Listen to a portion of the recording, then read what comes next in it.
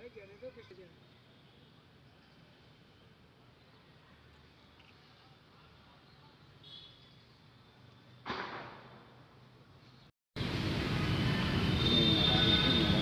का जो कार्यक्रम है क्या कुछ उसमें हुआ है, क्या विशेष है आज?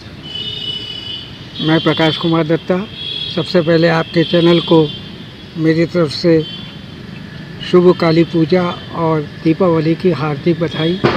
आज का दिन ऐतिहासिक दिन है क्योंकि आज के दिन लखनऊ के प्रख्यात बंगाली, जिनका लखनऊ में आना ढाका से, बंगाल से, और रविन्द्रनाथ टैगोर के मैसेज के साथ वो आए थे लखनऊ। काम हो जाए तो और काम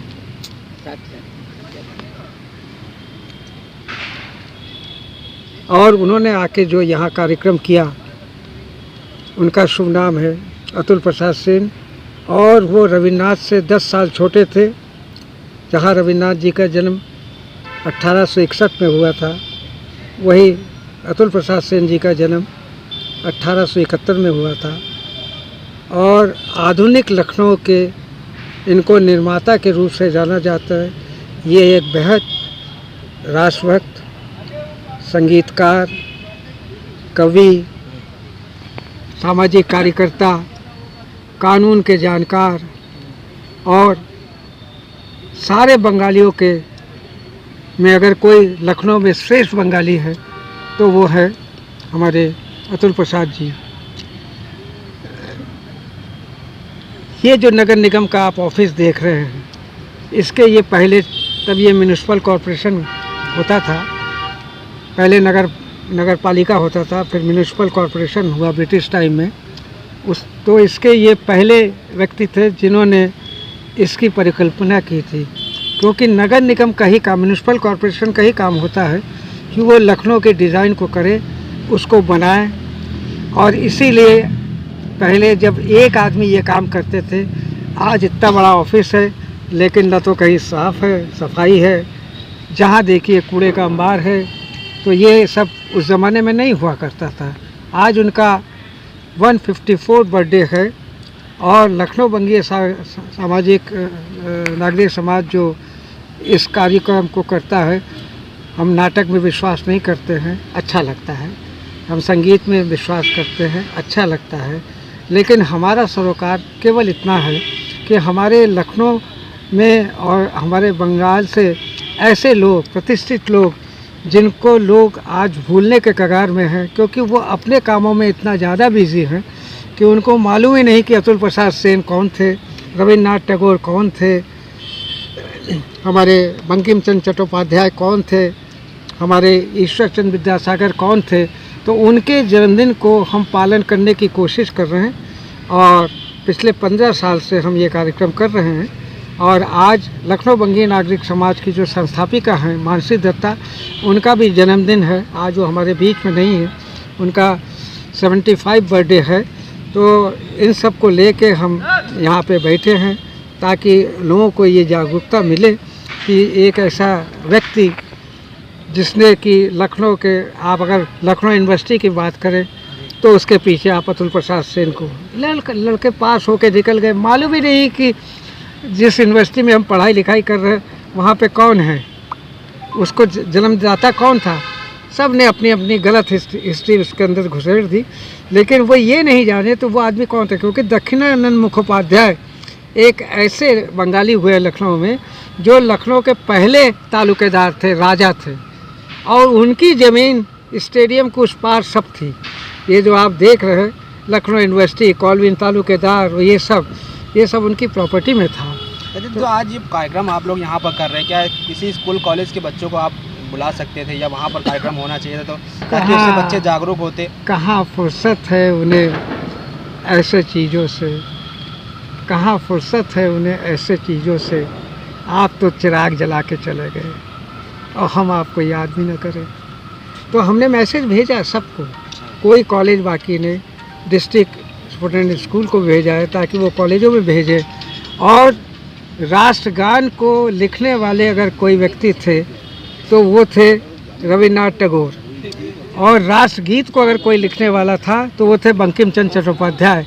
और ये वो व्यक्ति था जिसने ये लिखा था, मोदेर गौरव मोदेर आशा आमोरी बांग्ला भाषा। तो कहने का मतलब है कि उत्तर प्रदेश में 4 बंगाली सबसे पहले 1775 में लखनऊ में कदम दिए थे। आज जो आप 5 लाख से ऊपर बंगाली देख रहे हैं, ये उन्हीं की जनरेशन है। लेकिन शायद ही किसी को मालूम है कि वो 4 व्यक्ति कौन थे। तो साथियों, कोई बात नहीं, हमारा काम ये है कि लोगों को जागरूक करना। हमारे साथ सरकारी स्तर से कोई कार्यक्रम नहीं हो सकता क्या? कोई सरकार पहल इस पर नहीं कर रही? इतने महान लोग देश में हुए हैं जिनकी प्रतिमा लगी हुई है यहाँ पर, आप लोग कार्यक्रम करते हैं याद चैनल के मालिक, जब नगर निगम का मालिक यहाँ बैठा है, पहला मालिक बैठा है और हालचाल आप देख लीजिए। तो बाकी मैंने चीफ मिनिस्टर साहब को भी पत्र लिखा है, लखनऊ के चीफ सेक्रेटरी को भी पत्र लिखा है, लखनऊ के नगर आयुक्त को भी पत्र लिखा है, लखनऊ के मेयर को भी पत्र लिखा है, ताकि उनको ये बता जाए। लेकिन उनके लिए दिवाली पहले है, उनके लिए ऐसे व्यक्ति पहले नहीं है। अभी कल राजनाथ जी लखनऊ आज आए गए थे, तो पता लगा कि पूरा लखनऊ बैठा हुआ है राजनाथ के चरणों में। कई जगह कार्यक्रम भी हुए उनके। भाई देखिए, ऐसा है कि आदमी कहाँ जाता है, जहाँ शक्कर मिलेगा, जहाँ शक्कर नहीं मिलेगा वहाँ चींटी आती नहीं है। तो ये सब चींटियाँ जो बैठी है, ये बिला शक्कर के बैठी है। हमारे उधर बैठे हैं उत्तर प्रदेश के महान कवि, भोजपुरी कवि हमारे कृष्णानंद जी। इधर हमारी बैठी है, मेरी छोटी बहू बैठी है आतोषी दत्ता। उसके बगल में बैंक ऑफ इंडिया के चीफ मैनेजर हमारे डॉक्टर VK दत्ता बैठे हैं। हमारे पास बादशाह नगर पूजा कमेटी के DK पाल साहब बैठे हैं। ये पूरे इंडिया के मालिक हैं, शर्मा जी बैठे हैं। उसके बगल में बोस साहब बैठे हुए हैं। और हमारे देखिए कितना प्यारा छोटा सा भाई, पाँव टूट गया लेकिन आया है, DK हल्दर। हम चाहते हैं कि लखनऊ यूनिवर्सिटी में 1970 से बांग्ला भाषा की पढ़ाई बंद है। हमने राम नायक जी से निवेदन किया था। राम नायक जी ने लखनऊ के उस वक़्त जो वाइस चांसलर थे उनसे कह दिया था कि डिप्लोमा क्लासेस लखनऊ यूनिवर्सिटी में चालू हो, लेकिन अभी तक उसमें कुछ नहीं हुआ है।